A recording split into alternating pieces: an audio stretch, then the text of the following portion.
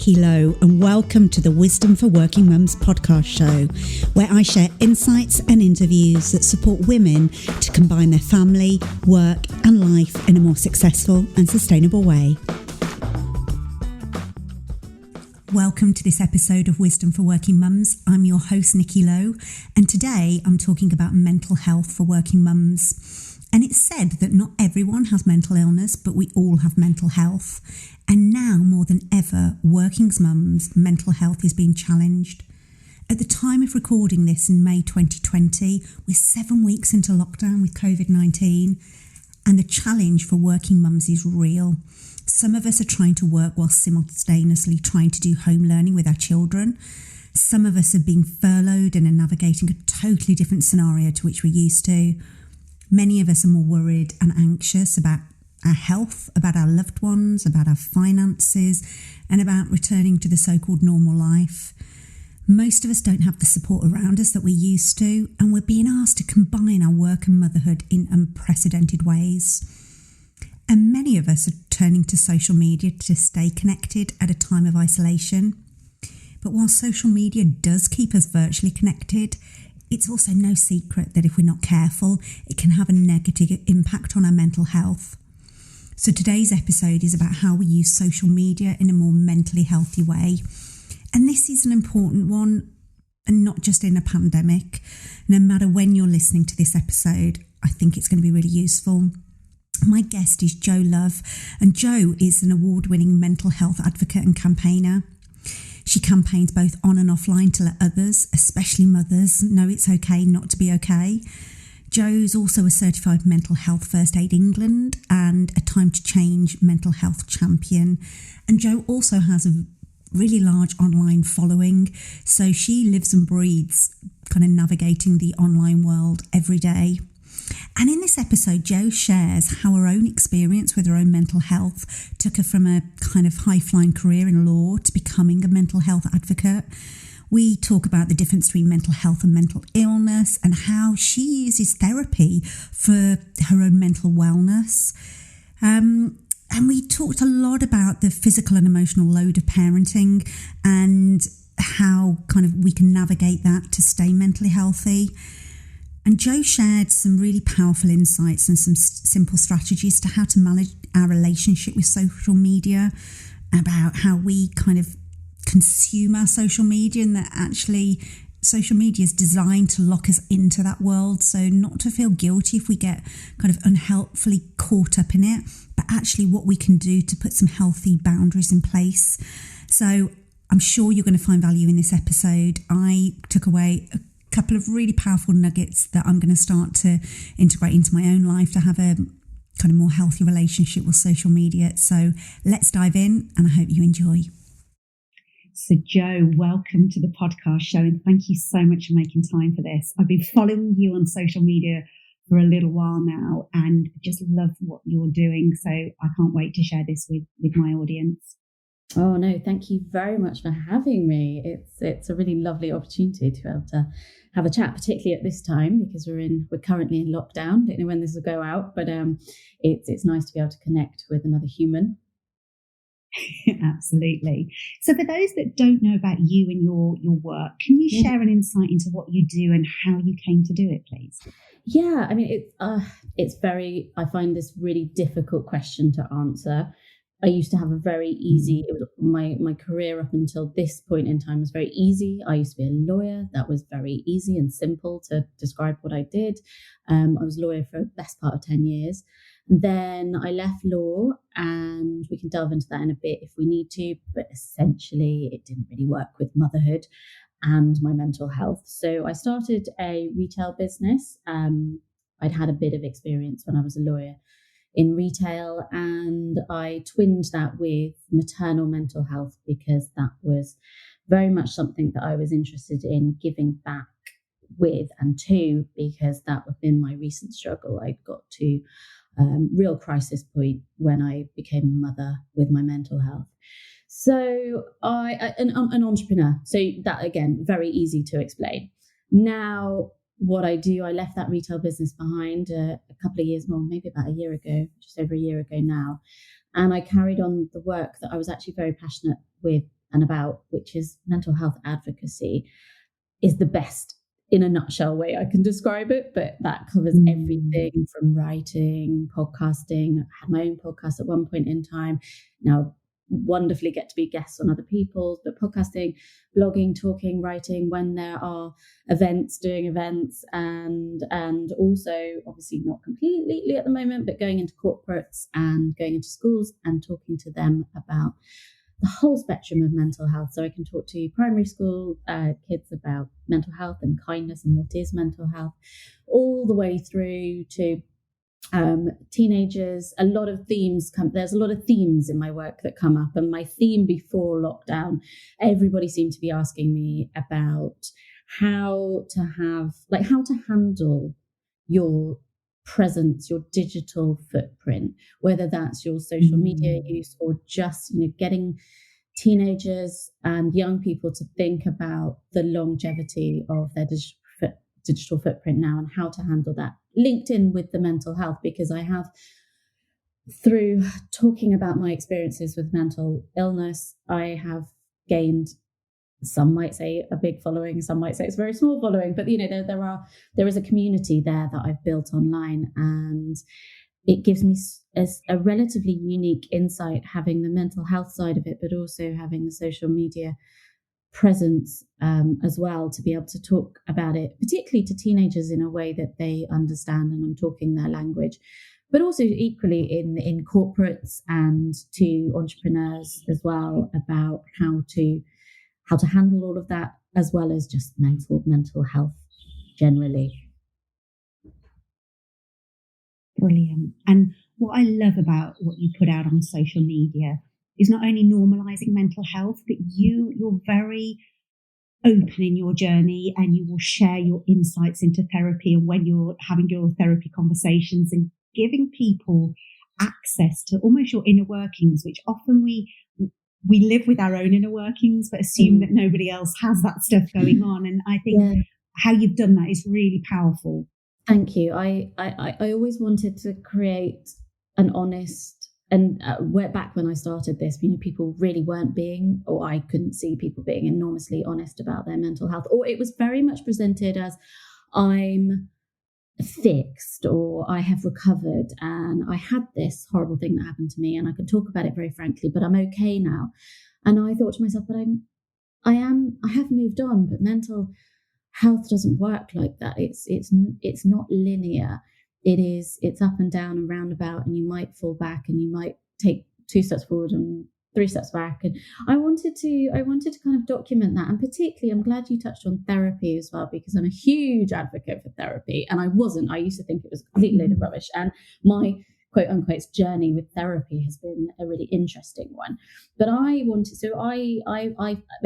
found a really brilliant therapist, and I then became completely evangelical about the great things that can happen when you have a great therapist.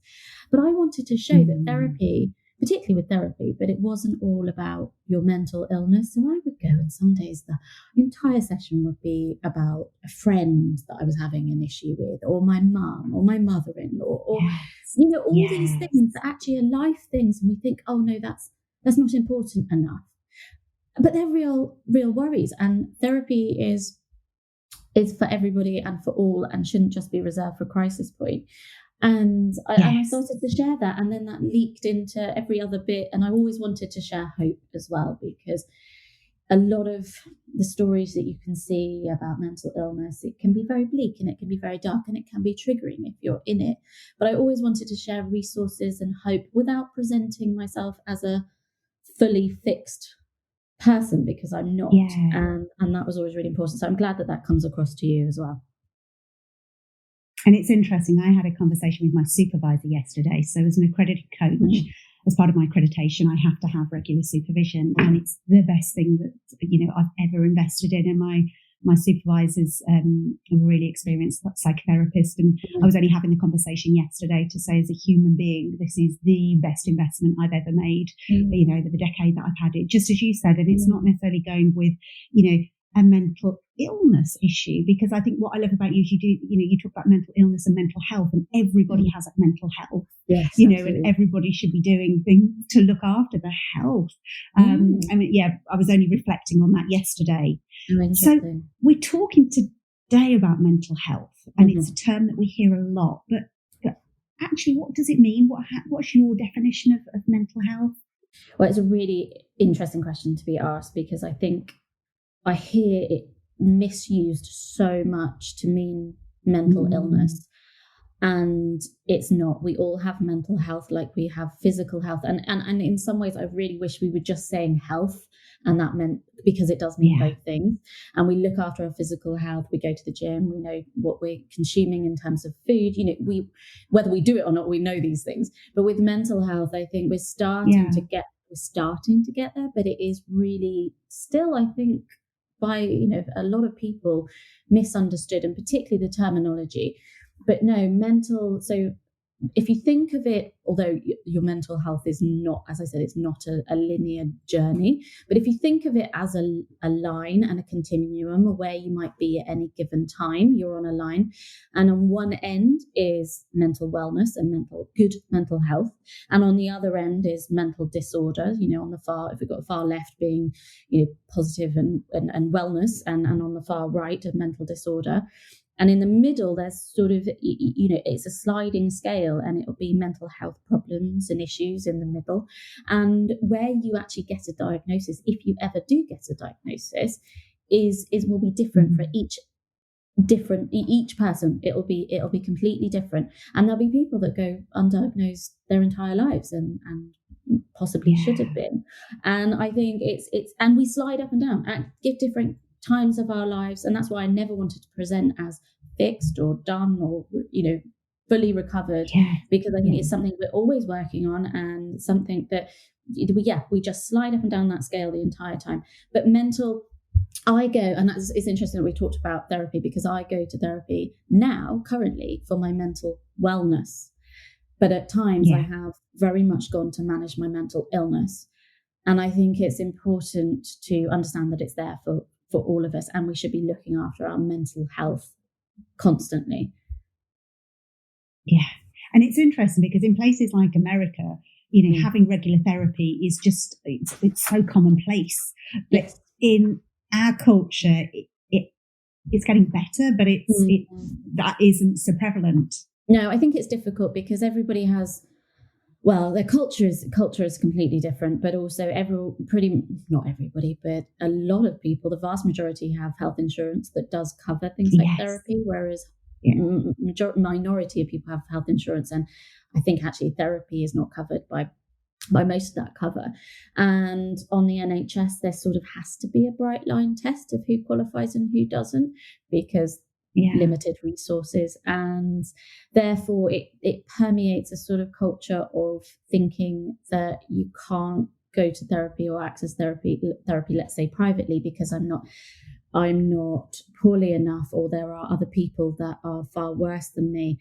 And if you speak to any psychotherapists and psychologists, they all say that if we were tackling this earlier, and when they see people in their practice earlier, that's when they really can start to help and prevent in a way that it takes a lot, not that they can't, but it takes a lot longer. And particularly I've got a friend who's a psychotherapist who works with teenagers in addiction, and she says, I do an open clinic quite regularly, and I in that open clinic I have parents that are absolutely really, really at their wits' end, and they'll have parents who just started to notice some signs and some symptoms but feel like they shouldn't be there, and every single parent who's not left it too late, because I don't want to there's no blame here, but left it a little bit later thinking or whatever thought process there is, have all said, and she says that they all say, I wish I'd come in earlier, I wish I'd been that person that just sort of try to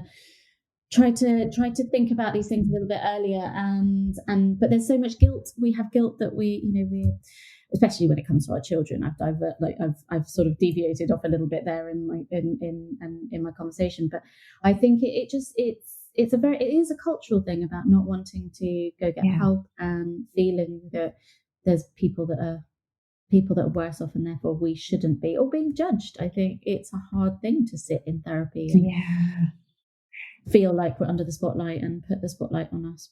And I think that's why the work that you're doing is so important, because there is a huge amount of shame attached to kind of mental illness. And actually what you're doing is saying, well, actually, if we invest in our mental health, we're supporting ourselves if we're experiencing that. And it's interesting, earlier this week, I did an interview with a marriage therapist all about how do we maintain our relationships in lockdown. And there was a statistic he shared that I wasn't aware of, that most couples wait 6 years from experiencing a problem in their relationship to seeking relationship help. And it's just made me think, I wonder, when it comes to our mental health, how long, I don't know if there are statistics, but it's just made me reflect. I wonder how long we leave it until we go, actually, this is not I should, it's a must. I don't know the statistics, but I can tell you anecdotally and from myself that absolutely you leave it till crisis point. And I also say that trying to find help when you're at crisis point is a little bit like trying to locate what's those the stopcock in your house when your like house is flooding, or like trying to locate the fire extinguisher when your house is literally burning to a cinder. Like, trying to find support and help when you're in crisis is so, whether it's therapy or whatever it might be, but it's so difficult to do. And that's why what I try and do on social media and when I'm talking to people in real life is give them access to resources and support, particularly at times like this, but all the time, because I think even if they don't need it then, if I'm sharing it, it might just go in by osmosis. It might just start to, I tell people to screenshot things or to save posts on Instagram, and because God, it's a lot of pressure to try and find that support when we're at crisis, and we don't need to leave it until then. And we think that we should, and we do, and I do as well. I have done in the past. Absolutely. I love that metaphor about the stopcock when when your house is flooding. Yeah. So, why do you think this is so important for us mums, particularly? It really is so important. I mean, talking of statistics, new mums, so mums with under 1-year-olds, you're more likely to die by suicide than any other cause of death, which is just heartbreaking and shocking. It's not to take away from mums at any other point in their lives, or fathers. Fathers can experience perinatal mental health, mental illness, but mums, I always want to say young, but new mums are particularly vulnerable. And I feel if we knew exactly how vulnerable they were, there would be a hell of a lot more support.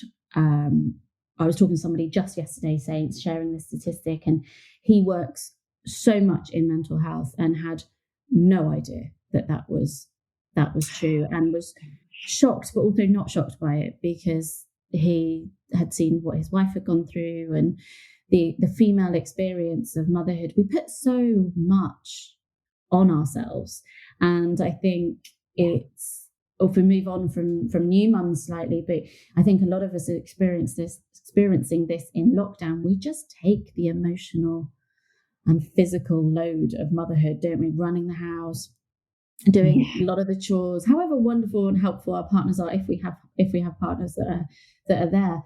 But it's still, a lot of it falls to us, and being, I don't have the right word for it, but being that emotional crux for the entire household as well, because we are possibly, and huge generalizations, I'm going to hold my hand up, but women do tend to know roughly how their children are feeling, and be the one to say, oh, I don't think so and so's quite right. I'll spend a bit of time with them. And we're doing it for ourselves, we're doing it for our children, we're probably doing it for our partners as well, because men sadly just don't have a lot of them don't have the emotional communication tools. They just weren't taught. They were taught to man up and big boys don't cry and all of that stuff, which is awful and hopefully changing. But women, and particularly mothers, are juggling so much at the moment, and in those early days as well, in those perinatal days, they really are. So there's just a lot of pressure. There's just a lot of pressure on mums. Yeah, and I think every single person listening to this will be nodding their head as I am. I know. I had a lovely piece of advice. I hate to class it as advice, but it really helped me, and it was by a writer, Ellie Johnson. She's on Instagram, and she's written a brilliant book about anxiety. And she said we have to try and take it or leave it. And take it, she means any little tiny snippet of time that we might have.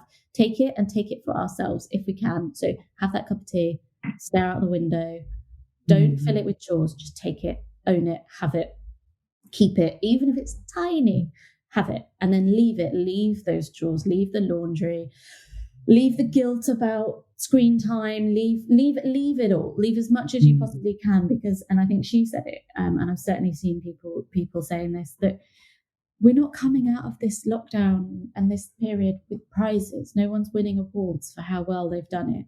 Yeah. We've all just got to look after ourselves as best we can, be kind to ourselves, and look after, it's about the mental health of our family, and we as women are often at the forefront of that, and we have to kind of lead by example a little bit. Totally. And it's interesting, I've been interviewing working mums over the last 2 weeks for an organisation, a global IT company that want to support their working mums in particular through this period and beyond. And so I've been doing discovery interviews to go, actually, what are the major challenges? And across all of them, with different situations, different setups at home, all of them are highly conscientious, achievement orientated women that are struggling more because they are being so tough on themselves. And it's something that I think probably anybody listening to this will relate to, that it is challenging, and we're still being so hard on ourselves about that. Yeah. And it's tough because it feels that the working parent, and mums are probably a bigger proportion of the working parenting that are finding it tough, really, really, really tough. But the working parents situation in COVID and lockdown is relatively unique, I think, there's not to pitch one. I hate this whole tribe mentality and comparison of suffering, because suffering is relative, right? So we're all dealing with our own stuff. But I do think that the working parent is in a relatively unique position when the whole world seems to be going on slow, and the whole world seems to have a little bit of extra time for themselves, but not the working parent. And or not even the working parent, the parent. And it's tough, and it's really, really tough, and it's tough to feel like you're not quite in sync with everybody else. But that's not to say that other people aren't finding it tough as well. But I think it's a unique position. Absolutely. And clearly, what we're going to talk about today is about social media. And I think this is important at any time, but particularly at the moment, because it can be both a blessing and a curse. It's keeping us connected in the current situation, and it can be such a useful lifeline for us to kind of connect to other mothers and know we're not alone. But equally, there's a downside to that. And I know that you have a really powerful perspective on this, and particularly because you've got a huge social media following, and you run your working life online, and you're a mum as well. And I was wondering if you could share some of that and give some tips for people about what you've learned along the way. Yeah, I think you're right. I mean, social media, we hear so much about it being bad, but I just don't think whether it's bad or good. I think it's a communication tool, and it's all about how we use it. And I do find it very interesting that a lot of what I'm doing is trying to teach. We're trying to teach. What actually is happening is we're expecting our young people to be able to manage social media in a way where we can't do it ourselves. So it is really hard. And another thing I should say, so people don't feel guilty about it, because I used to work, when I was a lawyer, I worked for some of the tech giants of the world. And what was staggering, and I find it weirdly comforting and equally comforting and scary. The amount of basically the cleverest minds on the planet. We're talking about people with multiple PhDs, MBAs. These are super, super, super smart people, and their entire job, their entire world, is to keep us locked into theirs and keep us locked into that ecosystem. So almost it's futile to try and fight this, but it's about, because I mean, however clever we might be, it's very difficult to fight against that.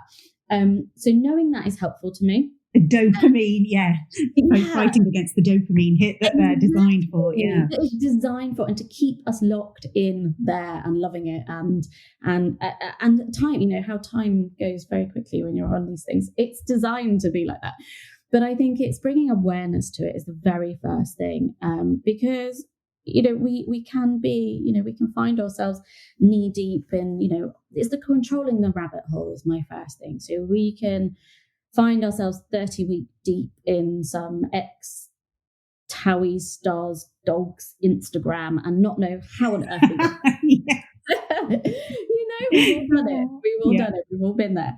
But acknowledging it happens, I think, is the first thing. Acknowledging it is not our fault. It's not a blame game. But that's the first step. And then you can start to put in some boundaries and some edges to this of your social media use or your phone use. And I've certainly, particularly, when I had the retail business, I really felt locked in to social media. It was an immense source of my income. And I could see direct correlations between how much I was posting and how much money was coming in, which is tough. It adds an extra layer to it. And, the algorithm, I felt that I had to feed the algorithm. And in some ways I absolutely did. But oh my gosh, I didn't feel like I had a choice.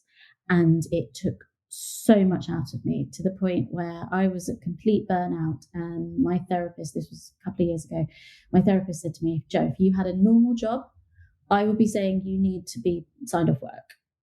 Again, because I've had that before, but you need to be signed off this work, but you don't have a normal job, and I get it. So can we do an experiment? Can we just do 1 week of social media? And I looked at her like she'd thrown two heads. I was like, you're such a Luddite. She's slightly older. I was like, you're such a Luddite. You don't understand. Like, I can't. It felt like I couldn't possibly do that. And I did. And I didn't just do a week. I ended up doing about a month off. And yeah, I won't lie, it did have an impact on the bottom line, but not huge, not as huge. I was very honest with my audience. I told them what was happening. I was still emailing them. I was still doing all the other ways of talking to my audience, but not on social media. And oh my gosh, was it wonderful. What it did do was what it took away from maybe my bottom line temporarily, it more, fourfold was so much better for my mental health. I could then go back at it and be much healthier. And that was actually really interesting. So the first day back after my month-long break, I suddenly felt trapped in that rabbit hole again. And I did my post and I had all these likes and people being like, welcome back. And it scared me because I'd had this amazing break where I hadn't thought about content, where I really concentrated on myself, concentrated on the core of my business as well. And gosh, it was really frightening. So that's when I put in some really, really strict boundaries, actually. And I did a post a while ago of those boundaries, and they've changed. They've enormously changed, because I think boundaries, there's a little just side point about boundaries. Boundaries shouldn't be fixed and brick walls. They should be movable, like a little hurdle, like a little movable fence that you can just move around, change, swap as you move and as you grow. But one of my boundaries in the early days was switching off. So not just switching off. I used to switch off once a week. So on a Friday night, I would switch off and not come back on. So it's called Switch Off Saturday. Yes, I had a hashtag for it. Yes, I get the irony of that. But I was honest with it. I said, I'm going, I'll be back on Sunday. And just that 24 or just a bit over 24 hours was so good for my soul. I loved it. And then I found that, and also I was switching off at other points in the day, and it's brilliant. Our phones can basically do a lot of this for us. We can set limits on just our phone use. We can have downtime on our, if we're using an iPhone, but other makes do similar functions. But having within the app itself, having a limit on that particular app. So for me, my social media of choice, my social media drug of choice was Instagram, but you can do it on other apps as well, or just your general social media limits. You can do that. And I was finding that the way that I was managing it, so I was 7 until 9 I was allowed to be on, but I couldn't be on, and bear in mind I ran my business from Instagram pretty much, or on my phone pretty much. I wasn't allowed to be there for more than 2, possibly 3 hours in total in a day. Now some people might say, oh my God, that's loads, and some people might think that's nothing, but for me that felt right. And then I was just becoming better with it without needing the strict boundaries. So I started to I started to allow myself to be on Saturdays because my use was so much lower. And I don't want what I would hate is anyone to put any of these boundaries in place, and you have to work out what works for you.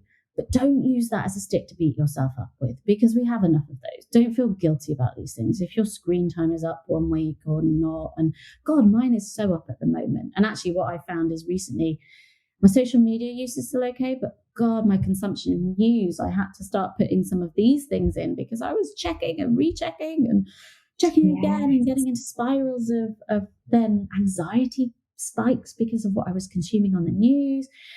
And God, no, it was just too much. So I've used some of the tools that I developed back when my social media use was slightly out of control to help me with my news consumption. But yeah, it's a hard old thing to do. But if you can set any kind of curfews, so yeah, like I said, I was 7 a.m. I wouldn't look at my phone before, and this is not looking at my phone. So I wouldn't look at my phone before 7 a.m, and I wouldn't look at my phone after 9 o'clock at night. And I had digital reminders on my phone. But you could set, maybe you want a social media, you go down the rabbit hole too much, set an Alexa timer, set a time on your phone, or just a traditional alarm clock. But another one that I had is I wouldn't, I mean, I'm talking as if I'm actually talking to people, but I think we've all, especially as business owners, the very, very first thing we look at in the morning before we even cracked open our eyes properly is our telephone. And then at night, the very last thing that we're looking at is like, I would just check my email, I'd just scroll my social media, I'd just do this. The very last thing we're doing. And I was finding that was taking so much of me. And I have a rule now, and I still stick by it. I put it in place in those early days, and I still stick by it. But in the morning, I will not look at, and I can't be one of these people who charges their phone downstairs, by the way. I will never be that person. That felt too much. I'm like that. And I know a lot of people do it, and that's brilliant that they can do it, but I just can't. I just can't. But I won't look at my phone in the morning until I look at a cloud. Now, here in the UK, that's pretty easy. There's always a cloud. But it means that I have to get up, get out of bed, open the windows, look out the window. And I'm very lucky. I've got when I put this in place, I was living in London, so it was just a normal window. But now I have a little balcony. So if the weather's okay, I actually go and step out onto the balcony and engage with nature. Just 5 minutes with nature is so transformative to our mental wellness. And has been proven for that. And I look at a cloud, and then I come back in, and by that point, I'm normally not going straight from my phone. I'm getting myself up, and my little girl's up, and and then the day starts. And just having that weird little rule, which then I also find helps me at other points in the day if I'm starting to get anxiety or whatever. Find a cloud, look at a cloud. Clouds help. Clouds are my magic, and my magic. But yeah, I love that. Yeah, it's really helpful because we do just look at our phones way too much. All of us. Yeah. I think getting a watch as well, right? Or actually using our watch, because how many times do we tap our screen just to look at our phone? Yeah. Notification. That's another thing. Turn off all notifications. Every single one of them. You don't go when I'm sure you've done this or covered this in the podcast before, but go into your phone when you want to, not because your email's pinging at you or something. And actually, it's very interesting because I turned off all of my notifications for absolutely everything a long time ago, but I hadn't turned off my news ones because God, I don't get many news ones, right? Like that doesn't bother me. Except nowadays, I've now turned off my news ones because that was suddenly being hit by, the rising death rates and all the rest of it. It was very anxiety inducing. So yeah, I think those are sort of my main ones. But I would also say a big one for actually when you're on social media is really being mindful of what you're consuming and curating. You hear it so often, but curating your feeds. Imagine your feed is like a magazine or your daily newspaper. What do you want to be coming into you, and what's making you feel good? What's inspiring you? What's lifting you up? What's making you smile? And if it's not, just unfollow. Maybe it's awkward to unfollow. There's a mute button, and no one knows that you mute them. It's all secret. And the mute button is your friend, because it might be that it's a competitor in your business that's making you feel a bit icky, or you're not good enough. We're not enough. There's so much not enoughness, right? But you can't unfollow them because that's awkward. Or a friend, sometimes we love our friends dearly, but they're going through something, or you're going through something we just can't engage with at this point, and we just need to mute them temporarily, maybe for a week, maybe for a day, maybe for a couple of weeks, and then we can unmute them and they'll never know. But it's social media is so heavily edited and such a distortion of real life. It's a version. And the parenting community, as well as the business community, but the business parenting community combined, hybrid, can be just as guilty of this. And we all know this, but we don't know it. So we know it on one level consciously, but subconsciously we don't. And subconsciously we are comparing our mundane or our worst day or our crappiest feeling with the shiniest, brightest, best bits of somebody else's day, week, year, holiday, whatever. And if we sit there, we know that. But subconsciously, our brains don't know that. Yeah. And we end up feeling kind of... So really, really looking at who you're following, and maybe having a purge and spending some time curating who you're consuming. And I think that is so important at the moment in COVID times. It's important anyway, but I think we're in a particular heightened state. That this isn't, it's unprecedented, and really curating, as you say, what you're taking in is hugely important. And I think we had a conversation offline about how we'd found this, and also like WhatsApp groups as well. I found that I've actually come out a huge amount of WhatsApp groups during COVID. I now needed to do that as like an energetic boundary thing. And actually most of it was absolutely fine, but I just found it was something else that I thought, I've had all these messages and I've not responded. People are going to think I'm rude. Or there was, people in different parenting situations that were homeschooling in a different way, and I was trying to juggle, and I was like, So I really pulled back. And comparison that we do consciously and subconsciously, and those WhatsApp groups, we've all got them, and they can make us feel a bit icky. And I actually just commented on something for Stylist magazine about how a lot of people are feeling that they need to step back from certain friendships at the moment. There's just only so much we can deal with. Our pots are full, and they're full of so much, like, obviously work and the emotional load, the physical load, but the worry for our health, the guilt about worrying about our health when other people are having it worse, the whole thing. We're really, really full. And I think we're all potentially, this might be a bit controversial, but potentially we might all be looking a bit for a scapegoat, and somebody or something to direct our anger or our frustration on. And it's just being mindful of that and thinking, I'll take a step back rather than letting myself either, fester on that or lash out or whatever it might be. But having a slight reaction that we might not want. Totally agree. And I'm one of the things that I'm trying to be mindful of is that I can use social media as a numbing technique, so that when I'm feeling uncomfortable emotions, I'll automatically want to go and scroll, because it just kind of takes me out of that. And as kind of helpful as that is, as in moving me away from the discomfort, I'm really aware that actually, no, from an emotional intelligence perspective, from a mental health perspective, that numbing is, it's it's akin to, picking up a bottle of wine or, using something else to numb, and just being aware of that, not judging myself for it or beating myself up for it. I think that's and I know that so hard. We'd also spoken earlier about actually not apologising for doing this as well.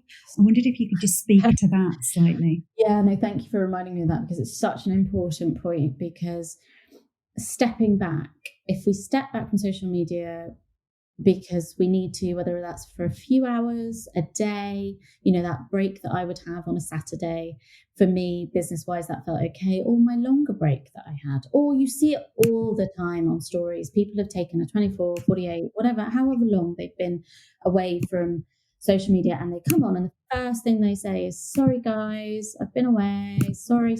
And it's all these apologies right up. It's become a bit of a bugbear of mine, because I know I do it myself. I apologise for everything. I'm so British, and this is what I do as well. But stop apologising for taking a break and taking time out and not being constantly on, because I think there is that pressure when particularly if we run a business online, but if we've got a following of any sort or a community there, it's to apologise, but people may not have even noticed that you've been away, and it's just doing yourself a bit of a disservice, right? We don't need another thing to feel guilty about or beat ourselves up about. Stop saying sorry. Just stop saying sorry. And I think we also need to lead by example, a lot of us, because that always on culture, then apologising for that, of not being always on, is feeding into that. And I don't think that's healthy, and I don't think that's what we should be doing. And I think actually being really honest with your audience and your followers and yourself to say, I used to say back in the day, I really, really want to apologize right now because I've not been here, but I'm not going to, because in X, Y, and Z, and talking about it.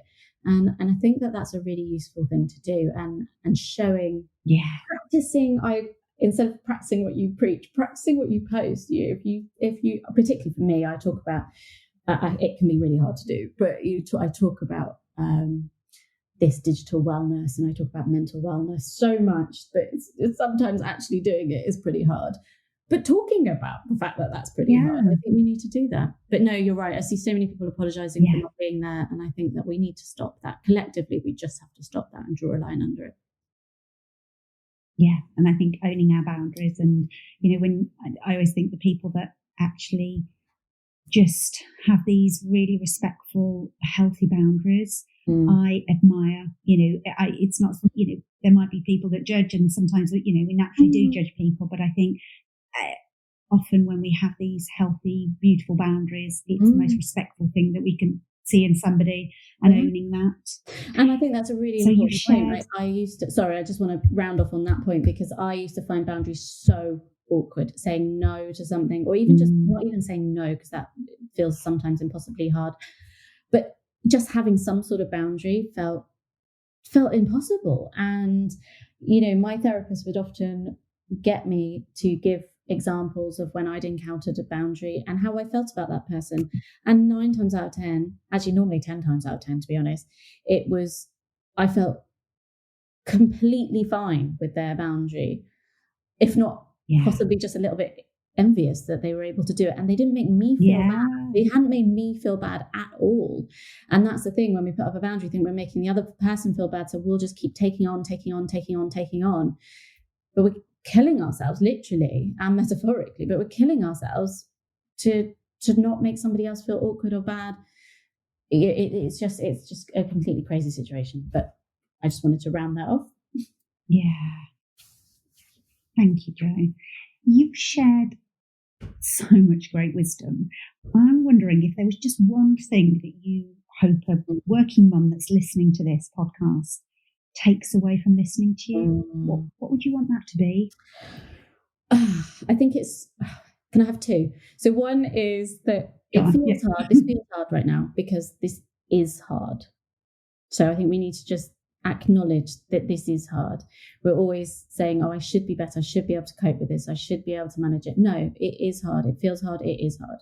And the other thing is, and it's kind of linked to it, is there's so much guilt that I'm seeing around. I'm experiencing it myself, but I'm certainly seeing it. A lot of my followers have been telling me about finding it hard when other people have got it harder, when we've got our health and maybe we've still got our jobs, or maybe we, whatever we might have, and we're saying, oh, we can't possibly be stressed, upset, fearful, whatever it might be, whatever these emotions might be, because there are people dying, because there are people who've lost their jobs, because this, and I'm not saying that I've got this right, because I struggle with it still, but it's allowing ourselves to have those two, just to have gratitude as well as stress, like to have seemingly conflicting emotions existing within us and not feeling guilty, not having meta emotions, not feeling guilty about the emotion, not feeling a feeling about the feeling, like just allowing all these feelings to be there, no judgment on them, no guilt about them. So many people are feeling this, so let's just let ourselves have it and stop feeling guilty for the feeling, stop feeling the feeling about the feelings. That's a big message. I would just like everyone to allow themselves to feel it all. Thank you, Jo. So, how can people find out more about you and your work? Right. Well, I am on other social media, but my social media platform, but my main one is on Instagram, and my handle is Jo Love, but there's some underscores in there, so it's Jo __love __. So my name is Jo Love, but everybody wanted that handle. And I've also got another one called @therapyismagic. And so if you go to either of those, they both link to each other, so you can see those. And my website is jolove.co.uk, and that's got everything on there. Yeah, that's about it, really. Thank you, Jo. And I'll put all of your kind of links in the show notes so people can find you via that. But I really appreciate you coming on today and sharing your wisdom. And I know that it will resonate with so many. No, thank you very, very much for having me. If you've enjoyed this episode of Wisdom for Working Mums, please share it on social media and with your friends and family. I'd love to connect with you too. So if you head over to wisdomforworkingmums.co.uk, you'll find a link on how to do this. And if you love the show and really want to support it, please go to iTunes, write a review and subscribe. You'll be helping another working mum find this resource too. Thanks so much for listening.